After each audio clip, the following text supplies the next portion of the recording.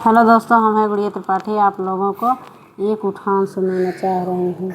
लाल हुए जड़े बड़ में बड़े गड़े बड़ में खुशी का दिन आया है। लाल हुए जड़ बड़ में बड़े गड़े बड़ में खुशी का दिन आया है। वो सासुरानी पैदल न जाना, वो सासुरानी पैदल न जाना, भेजूंगी मोटर कार संगे बाजा बाजा के संगे राजा के संगे आ जाना। लाल हुए जड़े बड़ में बड़े गड़े बड़ में खुशी का दिन आया है।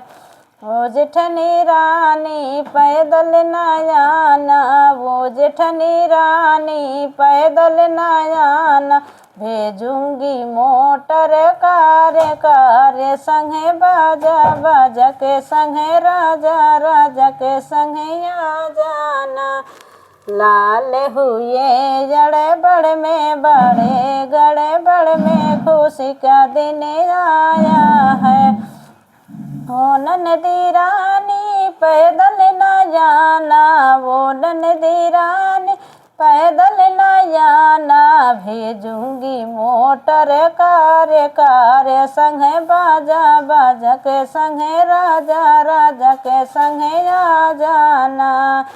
लाल हुए जड़े बड़ में बड़े गड़े बड़ में खुशी का दिन आया है। लाल हुए जड़े बड़ में बड़े गड़े बड़ में खुशी का दिन आया है।